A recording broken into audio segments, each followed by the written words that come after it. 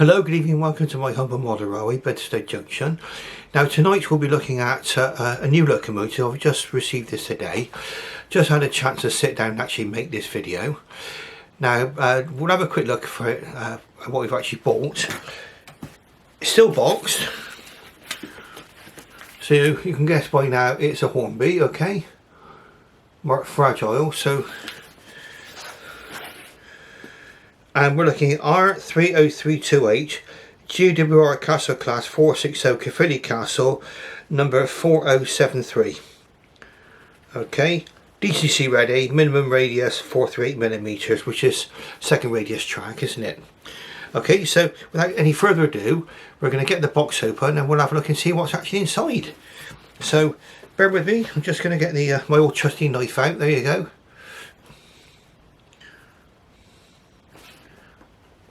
See if that can get the box open for me. Right, that appears to be successful.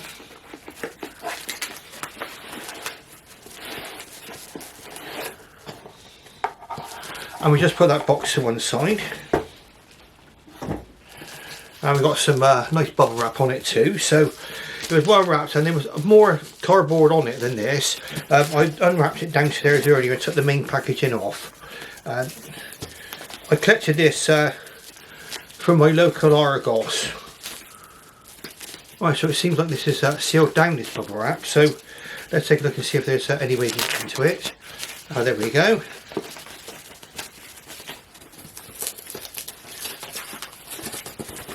Right, I think we're getting there. Well, I know you want to see the logo, but I've got to be able to remove this bubble wrap first. See if we can get this off. There we go, bubble wrap's removed. Right, so there's the box. There, Hornby. And we're looking at Caerphilly Castle.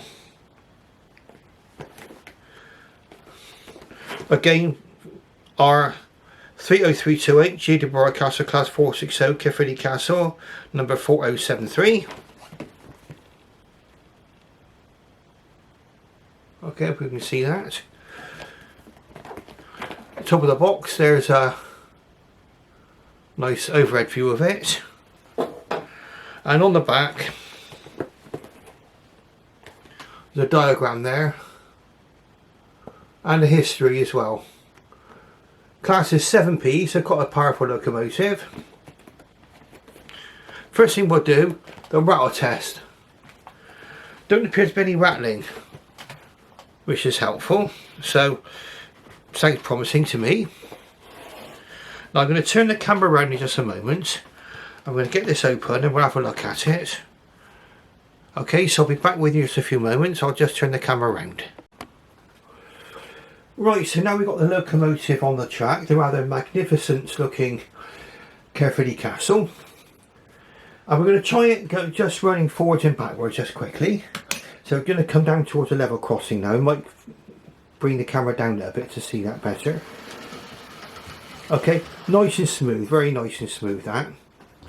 Let's try it backwards.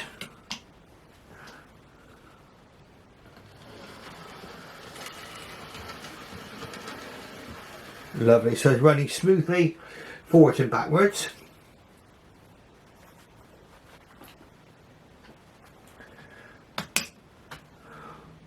So let's just watch it going around the track just for a little bit.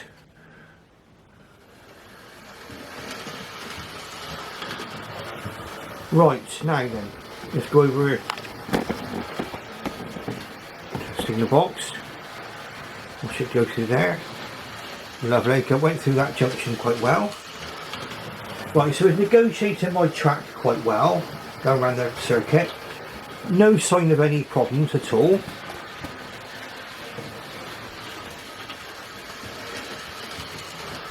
Beautiful. Right, so let's have a little recap on the unboxing experience. First of all, nothing was rattling around in the box. Nothing appears to be missing or come off the locomotive. So that looks absolutely fine. Got no issues with that whatsoever. Very smooth runner. Very, very smooth runner, very quiet and smooth.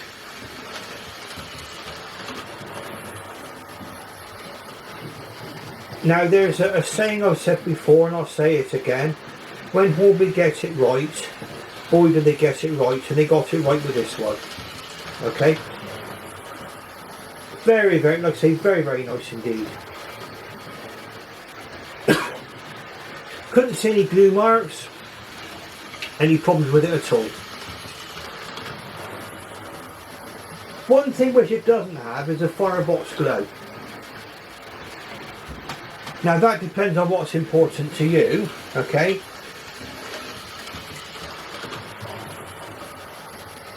It's a nice feature to have, it's a nice feature to have, it's a nice to have, but to me it's not essential. I've been watching this go around the track now, really enjoying myself now.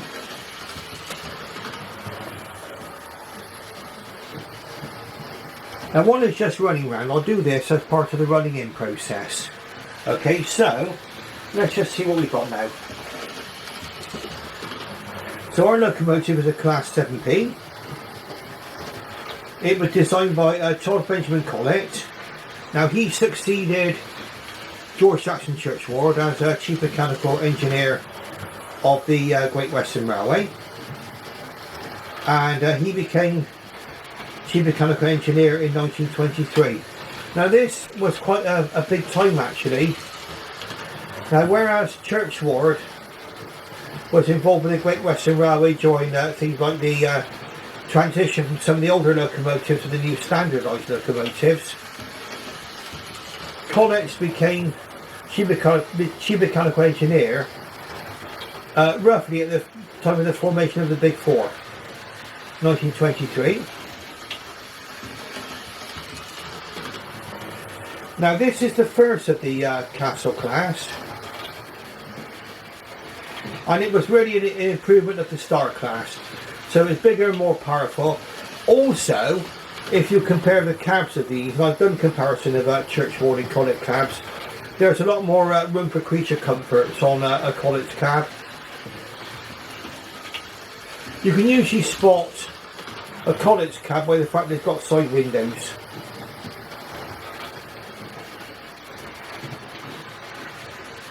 .460 locomotive, of course, and at the time I think it was the most powerful locomotive on our railways,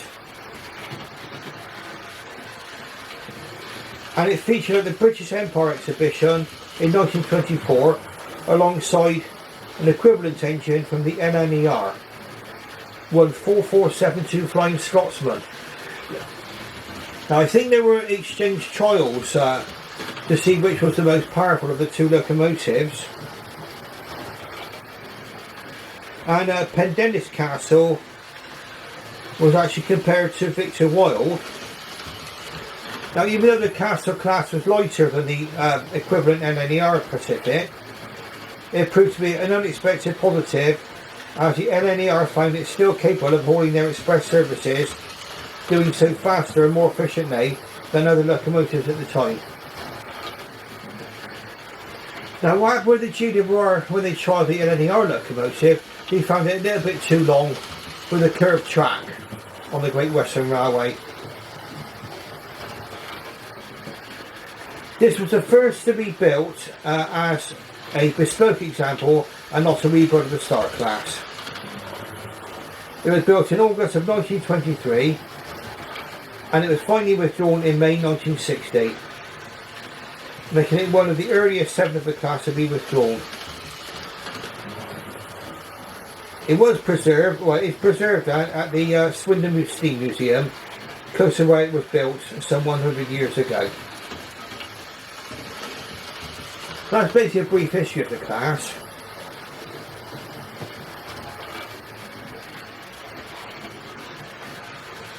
And we'll see as part of the running in process, we're doing very, very well around the track here. No kind of clunks or knocks or bangs. The lining looks good. Chimney looks good. All looks good for me. Not bad at all. Right, so the next test we're going to do, which I always do on new locomotives, we'll let it go around the track just one more time. and then we're going to see what it's like running over points.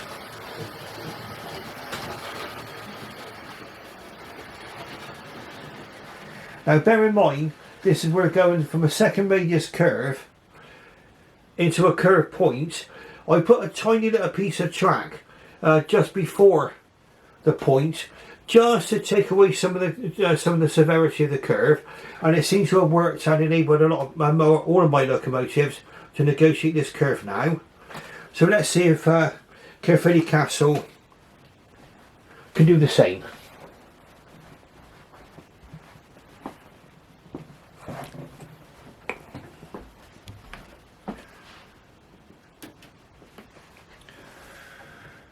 I'm just going to check my track is pushed together as well as I can make it.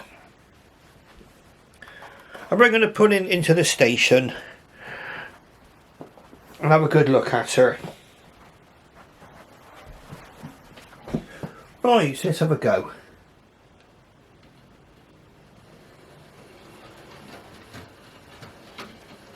Okay, so it appears to have negotiated the points quite well. Let's watch her coming into the station. Very gracefully, look at that. Oh, that's slow running, isn't it? Look at that.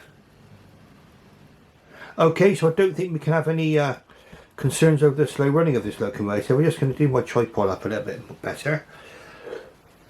Right, now, while we focus on the locomotive then, let's try it just briefly in reverse and we'll see if it can crawl.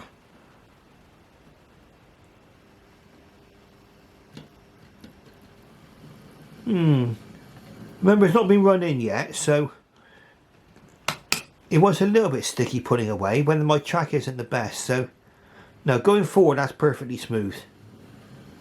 That is absolutely perfect. Nice crawl away from a standstill.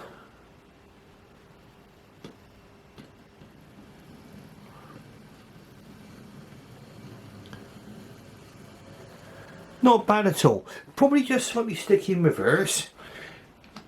But as this one's being run more forward than backwards, if I give it a little run around the track backwards, I can come report back on you on the crawl. But the actual control of over the locomotive seems very, very good. Very, very nice indeed. No issues there. There we are, that's Caerphilly Castle in the station there. One more time.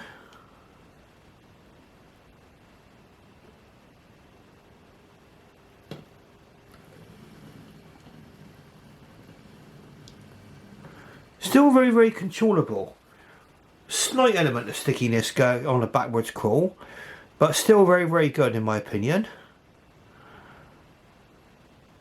And like I say, I'll be running this a good sort of half hour forwards and half hour backwards, and then we'll see what it's like after we finish running in. Okay.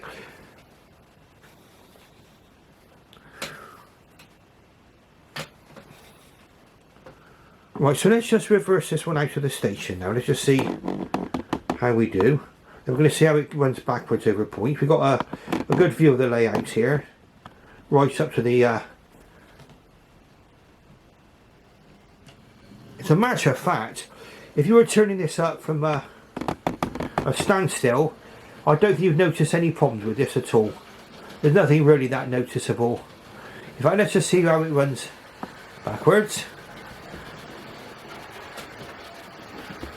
You're going to get a run backwards run.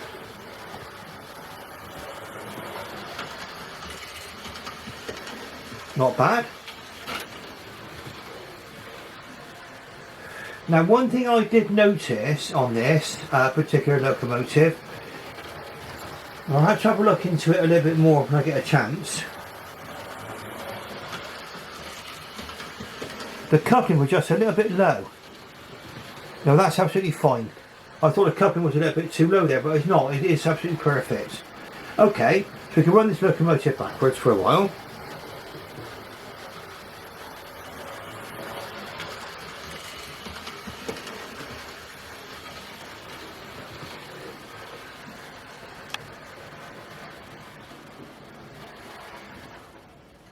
Now bear in mind this is virtually out of the box performance on here. Yeah, that I've just tried to crawl over in the country station over there. Let's really zoom in a little bit. There we are, we're zoom right in there. It's one good thing about having a camera with a zoom lens. You can do this. I may replace my tripod at some point, but we'll see. Okay, so that's going forwards, backwards.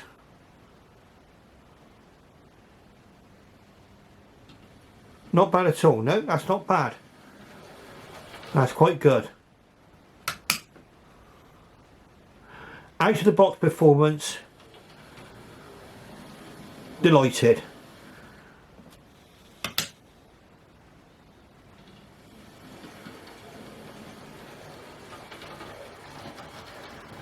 Yep, lovely. Okie dokie. Right, so I think what we're going to do next is we're going to be having a look at this locomotive on the Lazy Susan. So if you just bear with me just a few moments. Right, so this is our magnificent Caerphilly Castle up close and personal. Now what we can see here, absolutely fine looking locomotive. Absolutely happy with it. It's got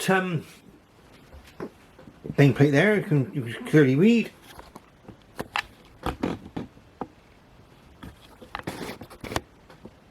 Quite nice. And I think we got H numbers but not H nameplates. Okay, we've got lining on the cylinder block there. Chimney's quite convincing in my opinion. Nice lining. No issue with the lining. It's got the monogrammed logo on the tender.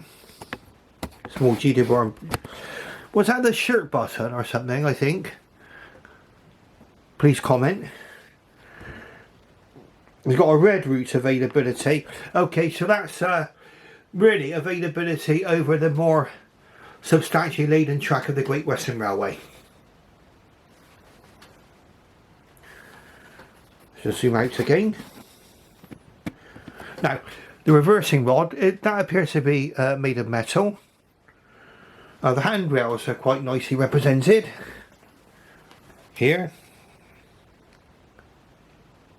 There's your reversing rod.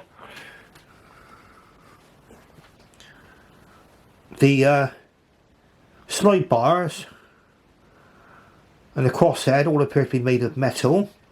Very nice. All in all, very, very nice indeed. Don't know if you can see this, but we've got lining on the steps and on the bottom of the tender as well. Perfect.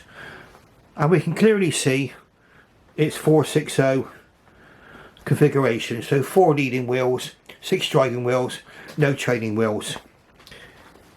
In fact, the only Pacific locomotive built by the Great Western Railway was a church ward design, so I'm just going to rearrange this a little, and that was the Great Bear. That was a one-off locomotive, and I think the Great Bear was actually rebuilt into a castle class. Now we'll see if we can see some of the cab detail here. I'm going to try and turn the tender around a little. And then we'll see if we can have a look inside. Yeah, we can see some cab detail there. Cab detail, very nicely represented there.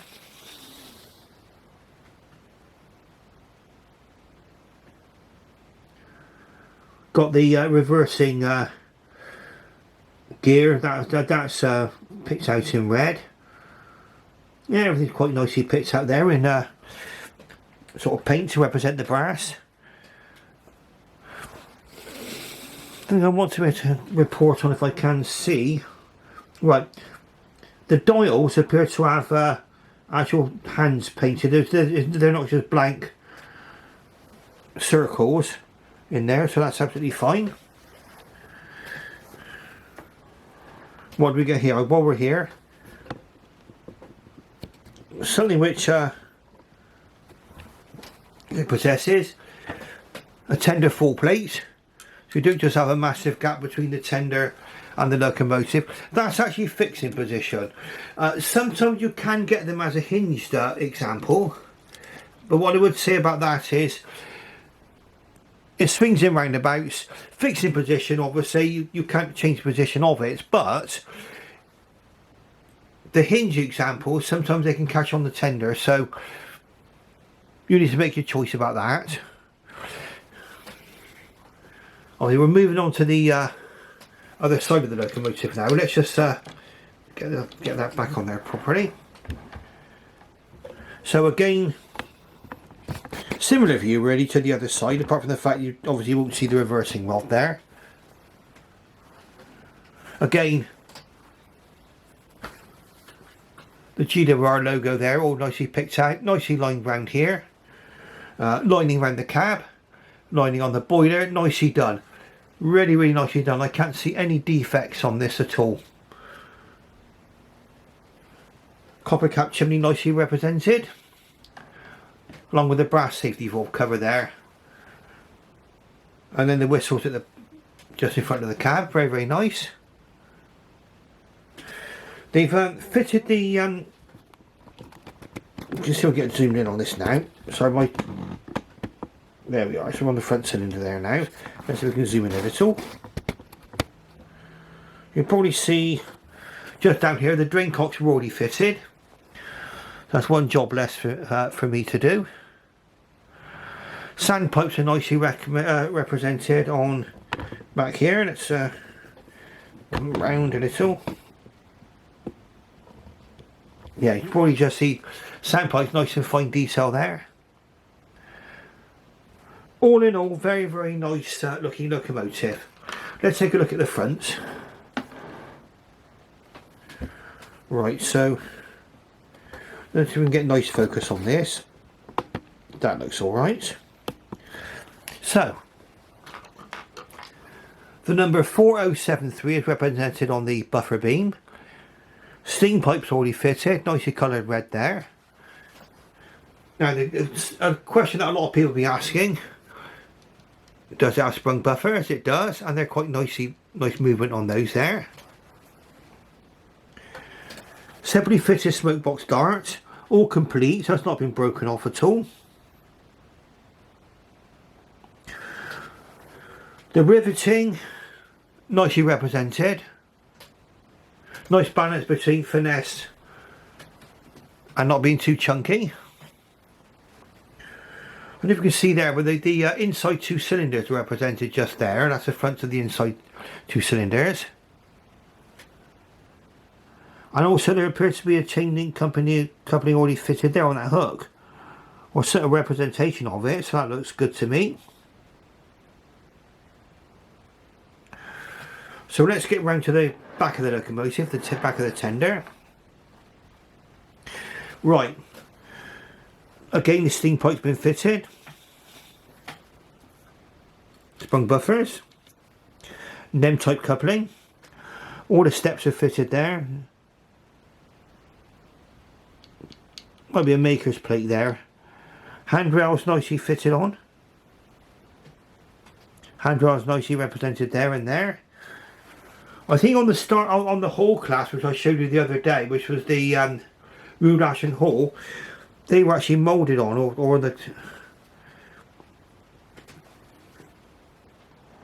But that is very, very nice. That's nicely represented. I think we've gone.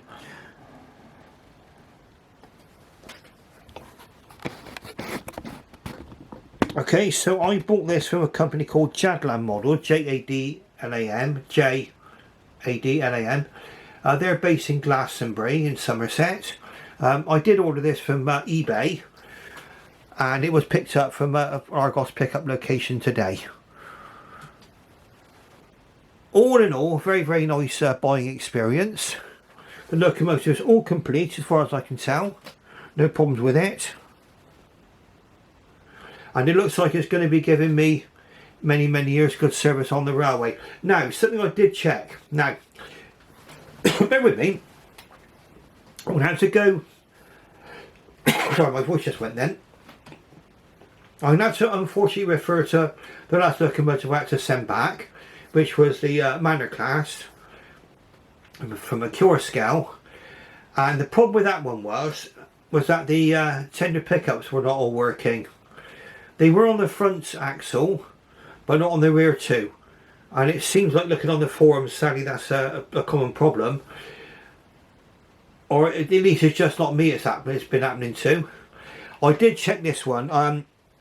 I put this one into a locomotive cradle and tested it with a battery, and in fact it does pick up on all the axles, 3 axles on the tender, and all the 3 axles on the locomotive. So all the wheels are picking up. So we've got no trouble with pickups there. So there should be no trouble with running whatsoever. Okay. I say sorry I had to mention my Cure scale model, which I had to send back, and that's such a shame with a relatively new maker. Hornby obviously is a more established maker. Now, like I say, Hornby have in the past come under a great deal of criticism, often justified. But with this particular model, I would say they made a cracker. It's absolutely, in my opinion, absolutely superb. Loving it.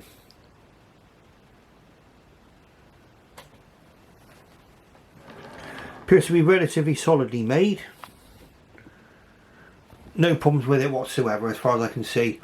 Nicely detailed cab. Said before, no flickering firebox. Whether you can live with that or not is up to you. I mean, that is down to personal preference, isn't it? It's a nice to have, like I say, but not disastrous not to have it. Okay, so I think we're going to go back on the track. We're going to do a little bit of running in on this one. And then we're going to have a running session. Now, I don't know if I'll be doing this tonight. I've decided I'll be staying in tonight. So I can film a lot of videos.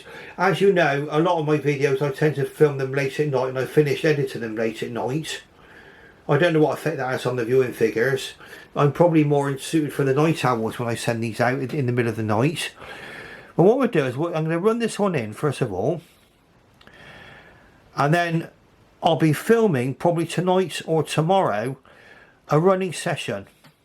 And what we're going to do is we're going to compare the express passenger locomotives of the Great Western Railway. So that would be my next running session. AD Pullins also, a fellow YouTuber, has actually suggested that I go through my locomotive collection. Now I'm going to have to sit down and sort them out, because I've got them in boxes and cupboards everywhere now. And I expect what I'll probably do is I'll probably make a list of my locomotives, which I'll probably might be able to publish online for you.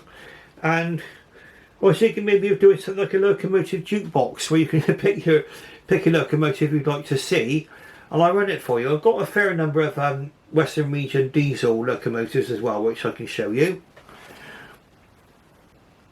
What I'm going to do now is I'll be coming off the Lazy Susan, coming back onto my railway, and we're giving this one a nice little run. And then we'll come back to a running session. But I'll be running this one in now and taking a little break while that's happening. Okay, so I'll be back with you quite shortly. Right, so we're going to take one last look at this locomotive, just running around for a few moments.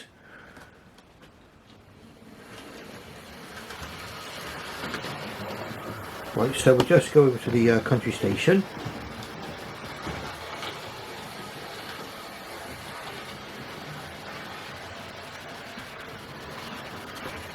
Small recap. This one ran well out of the box. Okay, no problems whatsoever. But what I'm going to do now is I'm going to give this one half an hour running forwards, and then half an hour running back. We're just let all the gears bed in and everything else.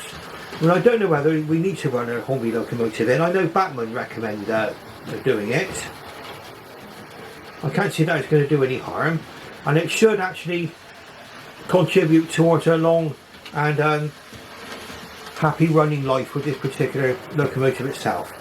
Okay, so if you like what you see, please press the like button and subscribe. and ring that bell to alert you to all new videos which I'm making. Now, just to mention, last time I looked I was on 391 subscribers, so we need just another 9 to get myself up to the 400, which would be a landmark, and that would probably be a cause for a mega running session. Okay, so we'll finish off now watching the lovely Caerphilly Castle going around the track, and I should bid you farewell and bye bye for now.